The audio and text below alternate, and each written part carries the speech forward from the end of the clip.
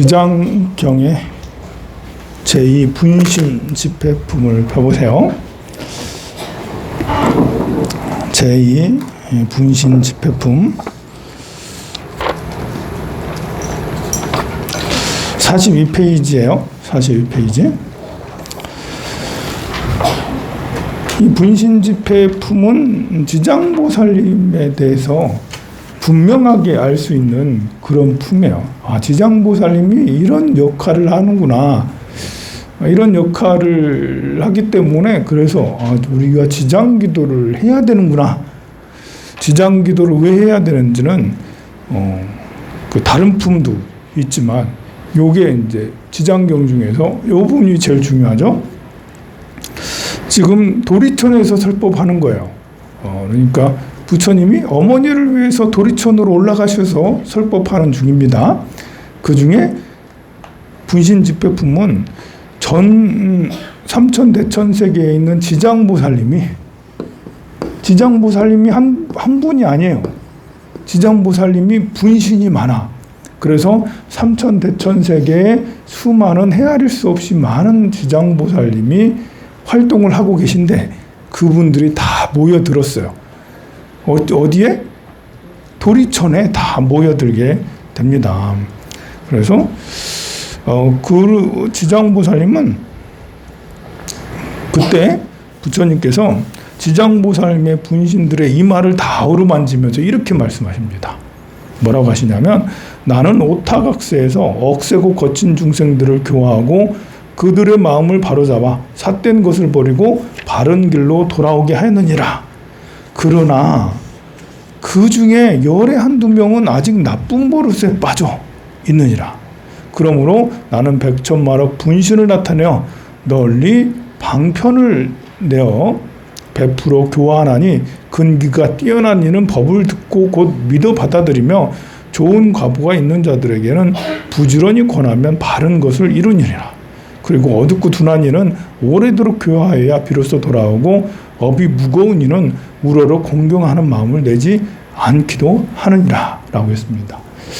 업이 가벼운 이는 상근기, 업이 보통이면 중근, 업이 두터운 사람은 하근, 상근은 믿고 바로 받아들여서 바로 이제 지장보살님처럼 이렇게 하고, 중근은 이렇게 부지런히 노력을 하는, 하근기는 뭐 아무리 얘기를 해도 못 알아듣고 뭐 딴짓하고 뭐 이렇게 오히려 비방하고 그런다라고 합니다. 이렇듯 중생들의 무리는 각기 다 차이가 있으므로 부처님은 분신을 수많은 사람들이 근기가 다 차별이 있으니까 지장보살 부처님도 분신을 많이 나타서 상근기, 중근기, 하근기를 위해서 설법을 하러 다니신다. 중생을 제도하신다는 거예요. 사실 우리도 마찬가지잖아요. 우리도 살아가면서 여러분들의 모습이 하나만 가지고 있으면 그러면 서로 대화가 안 돼. 그 사람마다 만날 때마다 남자를 만나면 남자에 맞게 대하고, 아를 만나면 아에 맞게 대화를 하고, 또 스님을 만나면 스님에 맞게 대화를 해야 되잖아요.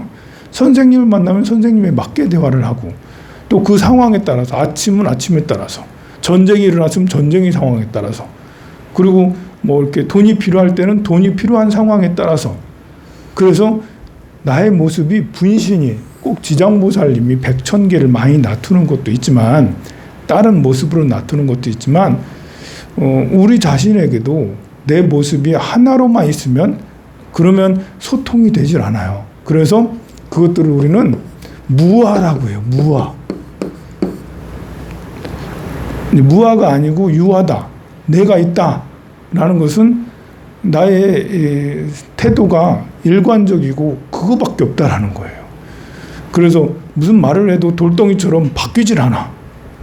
그런데 상황에 따라서 자비심이 있으면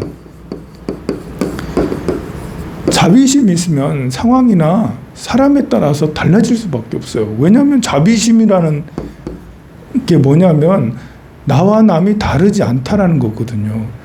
당신이 행복했으면 좋겠습니다 라고 생각하는 게 자비심이잖아요. 나는 당신의 행복을 위해 노력할게요. 나는 당신이 행복했으면 좋겠습니다. 그러니 내가 해줄 건 뭘까요? 이게 자비심인 거예요. 그러니 그런 자비심을 가지려면 상대를 위한다면 내 방법만 고수하면 상대를 위하는 게 아니잖아요. 그러니 상대를 생각을 하는 것이 무아예요. 무아. 내 방법만 고집해가지고는 성공 확률이 지극히 낮아요. 그 옛날에는 내 방법만 고수해도 성공 확률이 높았어요. 왜냐하면 나이로 밀어붙이면 되거든. 옛날엔 나이로 밀어붙이면 됐어요. 옛날에는 남자하면 남자가 성공 확률이 더 높아요. 여자들이 부하니까. 부하들이 많으니까 여자가 복종하니까 남자들이 시키는 대로 하면 성공 확률이 높지. 그런데 지금은 아니잖아요. 옛날에는 아이들도 부모 말 잘 들었어요. 그래서 성공 확률이 높아. 나이 차이가 있으면. 그 나이 어린 사람들은 힘들어. 뭘 하려고 해도 맨날 하지 말라고 하고, 아빠가 하지 말라고, 엄마도 하지 말라고, 선생님도 하지 말라고, 선생님도 하지 말라고. 그러니까 내가 하려고 해도 뭐가 기운이 안 나. 그래서 약자들은 성공하기가 어려워. 여성들이 성공하기 어려운 이유가 뭐겠어요? 남자들은 다 우대해주고 여자들은 깔보고 이러니까 여자들이 지금도 성공하기 어렵잖아요. 이게 다 고착된 사회다. 고착된 사회다 보니까 이것이 안 바뀌니까 그래서 몇 프로만 행복하고 나머지는 불행한 게 되는 거예요. 그러니 사회도 시대에 따라 상황에 따라서 탄력성이 좋아야 돼. 고착의 반대는 탄력이잖아요. 탄력성이 좋아야 돼. 고착은 아예요. 내가 단단하다라는 거예요. 탄력이 있다는 것은 무아, 변할 수 있다라는 것이죠. 나는 당신이 행복했으면 좋겠습니다. 라고 하는데 남녀가 어디 있어? 남자면 여자가 행복했으면 좋겠습니다. 여자면 남자가 행복했으면 좋겠습니다. 상대를 위해서 해야 되는 거잖아요. 그러니 자비심은 저절로 무아가 되도록 해요. 나를 다른 모습으로 변하게 하죠. 나의 다른 모습이 나의 똑같은 모습이야. 사람들은 다른 페르소나를 다 가지고 있어야 돼. 가면을 다 쓰고 살아야 돼. 이 가면을 쓰라는 것은 속이고 살라는 건 아니에요. 상대를 위해서 내가 변할 줄 알아야 된다는 거죠. 상대 입장에서 생각을 해야 되는 거죠. 그래서 분신이 많은 겁니다. 부처님이 분신이 많은 것도 중생이 근기가 상근기, 중근기, 하근기에 따라 다 다르기 때문에 그러죠. 이렇게 내가 무아가 될 때 세상에 고통을 구제해 줄 수가 있는 거죠. 고통을 소멸시켜 줄 수 있어. 나도 고통에서 벗어날 수 있어. 아니 우리가 힘든 이유는 무엇 때문에 힘들겠어요? 남이 날 무시하니까 힘들잖아요. 그리고 상대가 내 말을 안 들으니까 힘들잖아요. 여러분 아들이 내 말을 내 기대에 미치지 못해. 그래서 힘들어.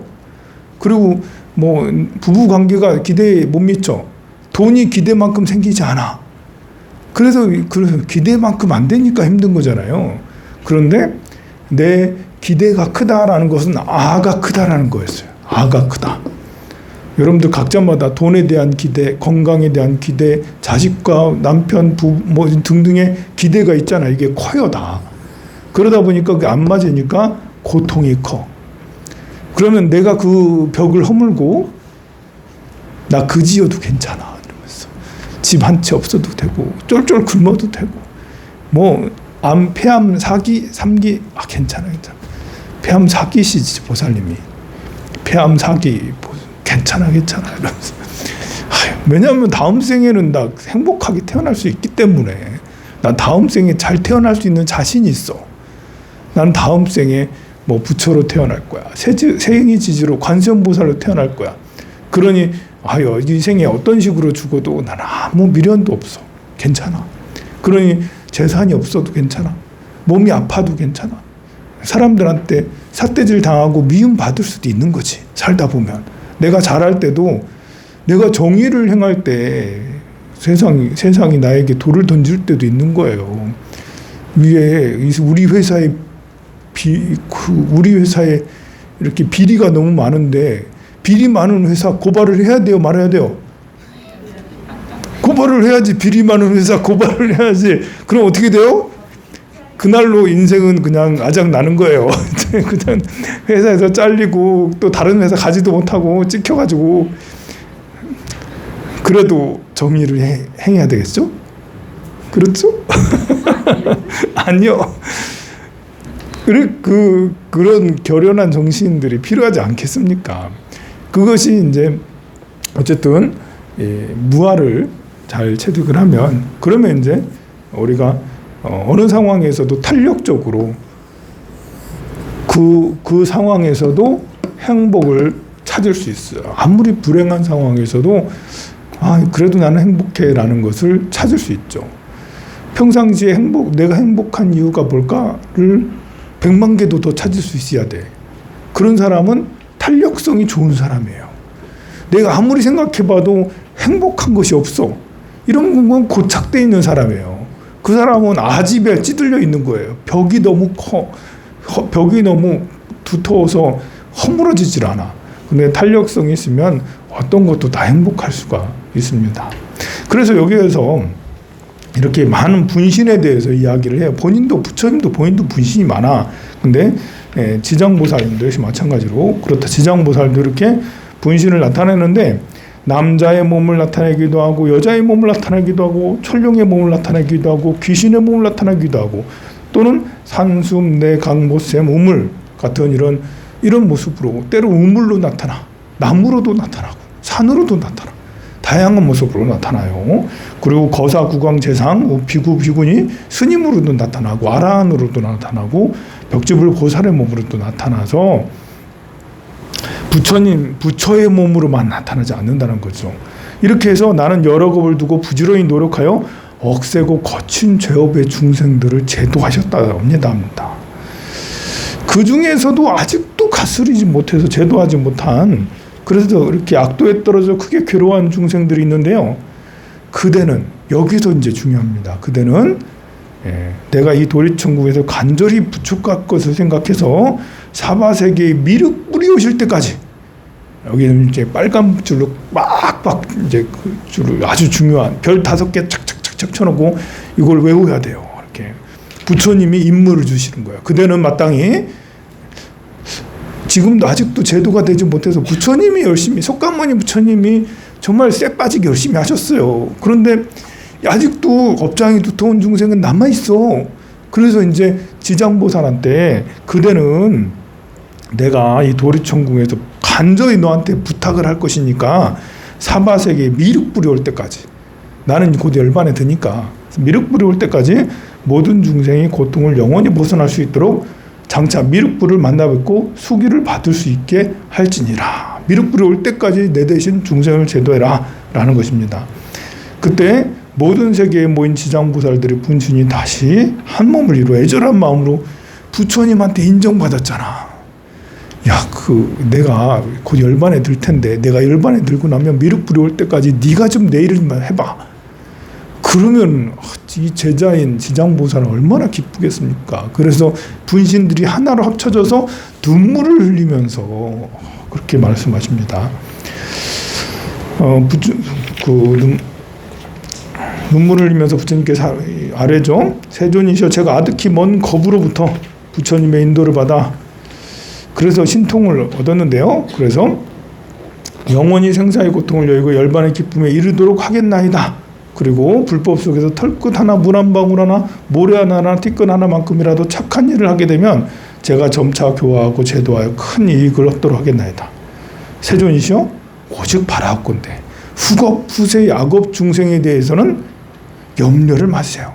걱정하지 마시고 열반에 드세요. 걱정하지 마시고 열반에 드시고 제가 다 하겠습니다. 염려하지 마세요. 라고 세 번이나 계속 거듭해서 부처님 앞에서 서원을 세웁니다. 그래서 미륵불이 오기 전까지 지장보살님이 그 임무를 맡아서 하기 때문에, 그래서 우리가 지장보살님한테 기도를 하는 거고 기도가 영험이 있는 거예요. 미륵불이 오실 때까지 부처님이 부촉을 하신 그런 분들이 종종 있어요. 대표적으로 지장보살님 있고요. 그리고 아라한, 16아라한, 500아라한, 나한전에 가면 아라한전, 응진전에 가면 나한님들이 앉아 계시잖아요. 그 나한님들도 부처님 전에 부촉을 받았어요. 그래서 전국에 곳곳에 나한전이 있는 거예요. 가섭전, 안한전은 없어도 나한전은 있습니다. 10대 제자 우바리 뭐 이렇게 또 우바리 존자, 수보리 존자, 아나율 존자 뭐 이런 존자들 상은 따로 없어도 이렇게 16아라한 또는 500아라한 이런 나한전, 응진전이 있는 이유가 부처님한테 부촉을 받았기 때문에 그래요. 부처님께 부촉을 받은 이가 나한 중에 또 나반존자도 부처님을 천태산에 계시면서 미륵불이 올 때까지 그 부처님의 일을 대신하게 하는 부촉을 받은 거예요. 그래서 오늘은 지장보살님이 이런 임무를 받았다. 또 우리는 이런 지장보살님을 보면서 참 부럽다. 나도 부처님한테 부촉이라는 게 부탁이거든요. 임명장을 준 거예요. 부촉. 너는 내 대신 해 라고 딱 도장을 딱 찍어서 준 거거든요. 그러니 우리도 원력을 많이 세워서 지장보살님처럼 부처님의 부촉을 받아서 중생을 제도했으면, 그렇게 했으면 좋겠습니다. 그러려면 여러분들이 탄력성이 있어야 돼. 탄력성이 있어야 돼. 내가 다른 모습이 돼. 어느 순간에서도 행복할 수 있는 그런 마음을 가져야 되는 거죠. 그래서 이제 아픈 사람에게는 아픈 사람이 맞게, 또 어린이는 어린이에 맞게, 내 마음도 나 자신에게 스스로에게 이렇게 위로를 할 수 있고 스스로를 잘 챙길 수 있는 이런 것도 필요하고 등등의 탄력성이 있는 그런 마음을 꼭 가지시기 바랍니다. 그렇게 해야지 우리 백중기도를 올린 조상님들도 다 극락왕생하는 거 하고, 제일 훌륭한 천도는 내가 지장보살님이 되는 거죠. 그래 그 옛날에 이제 우리 옛날에 이제 치문 경운에 보면 그런 말이 있습니다. 스님이 집안에 출가하는 사람이 한 명이 있으면 그 집안의 구족이 천상에 난다라는 말이 있어요. 네, 머리 깎고 스님 됐다고 다 구족이 난다는 건 아니고요. 여기서 출가해서 도인이 되면, 한 집안에 도인이 나오면 그 도인 덕에 그 집안은 다 천상에, 지옥에 있는 그 조상들도 다 극락에 왕생을 하신다고 그렇게 했어요. 그런 거 보면 여러분들이 천도제를 수백 번 지내는 것보다는 여러분들이 금강경 한자라도 더 공부하고 내가 보살도를 닦아야 되겠다, 내가 이렇게 탄력적인 사람이 돼서 남에게 스트레스 주는 사람이 아니라 남을 행복하게 해주는 사람이 되겠다 라고 하면서 그렇게 노력하시기 바랍니다. 여러분들은 저 때문에 행복한가요? 네. 스트레스 받나요? 네, 오늘 그 강영진 영가님 6번째 제가 있습니다. 제를 모시도록 하겠습니다.